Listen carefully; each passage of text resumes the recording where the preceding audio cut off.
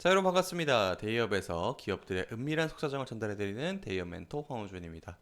자, 오늘은 KG 스틸에 대해서 얘기해 볼 건데, 먼저 이제 철강 업계들 전부 다 너무나 힘들었던 기간들을 거치고 왔어요. 왜 힘들었는지 제가 이제 과거의 시간들을 정리를 해서 그 타임라인으로 설명을 드릴 거고, 이 타임라인의 끝에 현재 지금 업황이 개선된 듯한 이제 사인들이 하나 둘씩 나오고 있는데, 다이나믹한 주가의 반등이 나오기보다는 과거에 있었던 이 매출액이 줄어든 부분에 대해서 회복하는 기간이지, 업황이 개선된다 해가지고 다이나믹한 주가 반등은 기대하기 조금 어려울 것 같다 라고 정리를 해드리도록 하겠습니다. 가장 중요한 사실 이거거든요. 미국의 바이든 행정부의 중국산 철강 관세 인상이 지금 계속해서 이어질지, 이게 중요한데 요거를 포커스로 맞춰서 오늘 설명드리도록 하겠습니다. 바로 시작할게요.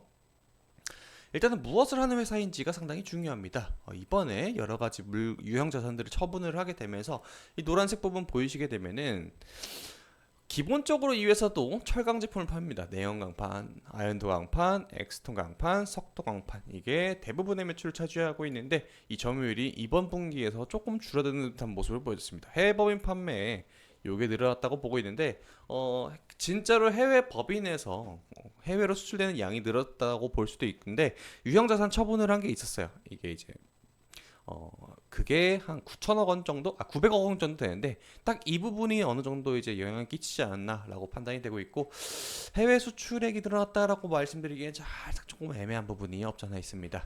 자, 분기 매출을 보겠습니다. 분기 매출은 8천억 원 정도, 순이익은 33억 원. 이걸 개선을 해야 된다라는 건데, 이게 쉽지가 않습니다. 진작 개선할 수 있으면 진작에 했겠죠. 그리고 과거에 이제 매출액의 규모를 보게 되면은 원래도 좋았던 회사긴 합니다만, 지금 요 기간이 있었죠.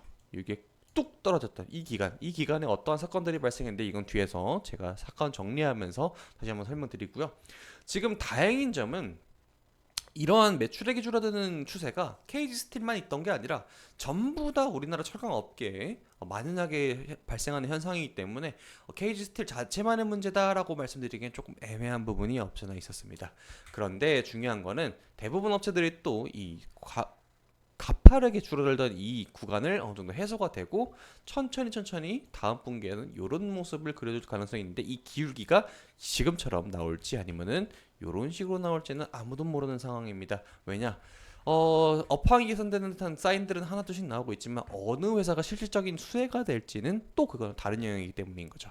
자, 그래서 왜 이런 현상들이 발생했는지 원인에 대해서 얘기를 할 건데, 제가 이제 과거 2년 정도의 사례를 들고 와서 이제 얘기를 할 거예요. 시간의 타임라인은 이렇게 됩니다. 하나하나 설명드릴게요. 자, 먼저 과거부터 봅시다. 과거 2022년 중국의 부동산 침체가 시작이 되게 됩니다. 이때는 이제 미국의 기준금리가 갑작스럽게 급격하게 올라가게 되면서 전 세계적으로 금리를 올릴 수밖에 없는 상황이었습니다. 그러면서 제로 코로나 정책이 시작이 되면서 시장 자체가 천천히 내수가 줄어드는 듯한 모습을 보여주는데, 이거를 기폭제로 낼 만한 사건이 바로 이 헝다그룹의 문제였습니다. 영어로는 이제 에버그란데라는 그룹명을 갖고 있는데, 이 회사가 어떤 일이 있었냐면은 문어발 사업을 엄청 많이 했었어요. 원래 이제 부동산업 중개업을 하던 게 뭐 시행사도 만들고 이렇게 여러 가지들을 했는데, 부동산이라는 게 여러분들 자산의 유동화가 상당히 어려운 특징이 있죠. 규모는 큰데요. 그렇기 때문에 여러 가지 사업을 하던 도중에 한쪽에서 펑크가 나면은 다른 걸로 막아서 부채를 끌어와서 막거나 대출을 하는 식으로 막았는데, 이게 2020년도 8월 달 정도에 중국 정부가 너네들이 너무 사이즈는 큰데 재무 부분에 대해서는 좀 문제가 있다. 앞으로 너네들 이제 부동산 대출에 대해서는 조금 심사를 빡세게 할 거야 해가지고 세 가지 정도의 조항을 추가를 했어요. 이거를 바로 직격탄으로 맞은 게 2021년도 9월 달에 이제 수면 위로 떠오르게 되는데, 부채의 규모가 360조 원이었습니다. 상당히 큰 규모의 부채가 발생을 했어요. 이걸 누가 갚습니까? 그렇죠? 그렇게 되면서 디폴트를 선언을 했고, 이거를 기대를 삼아서, 이유를 삼아서 외국인 자본 시장이 중국에서 엄청나게 대거 이탈을 했는데, 그 속도가 되게 빠르게 이탈을 했습니다. 그러면서 중국의 내수 시장은 부동산발 침체를 시작으로 해서 장기간 침체로 접어들게 됩니다. 이렇게 되면서 어떻게 되겠습니까? 돈을 사람들이 안 쓰게 되다 보니까 당연하게 철강 산업의 수요 또한 줄어들 수밖에 없었던 게 주요 원인으로 꼽히고 있습니다. 그렇게 되면서 다시 시간은 2년 정도 흘러서 2024년 4월로 현재 시간 기준으로 3개월 전으로 올라가게 되는데, 이때의 사건들이 가장 치명타를 날렸다라고 보고 있습니다. 호재와 악재가 동시에 나왔는데 2024년 4월에 어떤 일이 있었냐면은, 친환경 정책이 이제부터는 확실하게 가동이 되기 시작했어요. 유럽에서부터 ESG 경영에 대해서 얘기를 나오기 시작했고, 탄소 배출을 얼마나 하느냐, 지구온난화를 멈춰주세요, 이렇게 되면서 이 규격을 맞추지 못한 회사들한테는 엄청난 페널티를 부과를 했었죠.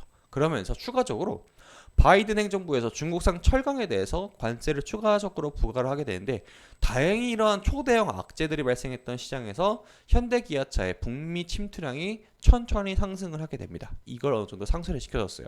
자, 근데 이제 바이든 정부의 관세 얘기를 다시 해보면은, 중국산 철강과 알루미늄의 관세를 3배 정도 인상했는데, 이때 올랐던 게 최대 25%까지 올라갔다라는 겁니다. 다시 말해서 중국산 제품들은 다른 나라 제품들과 경쟁을 했을 때 25% 비싸게 팔아야만 수지 타산이 맞는 구조가 나왔었는데, 이거를 이기기가 어려웠겠죠. 자, 그런데 25%라면 여러분들 막말로 당장 이제 원래 과거에 1,000원을 내고 먹던 라면이 1,250원으로 올라가게 되면 여러분들 쉽게 먹을 수 있겠습니까? 어렵겠죠. 그런 만큼 타격이 컸다라는 겁니다.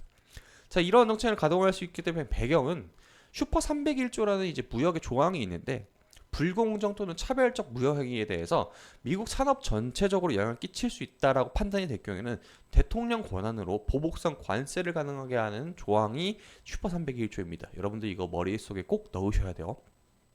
이게 가동을 하게 되면서 정말 강력한 정책이 시행이 됐다라는 겁니다. 그렇게 되면서 어떤 일이 있었느냐?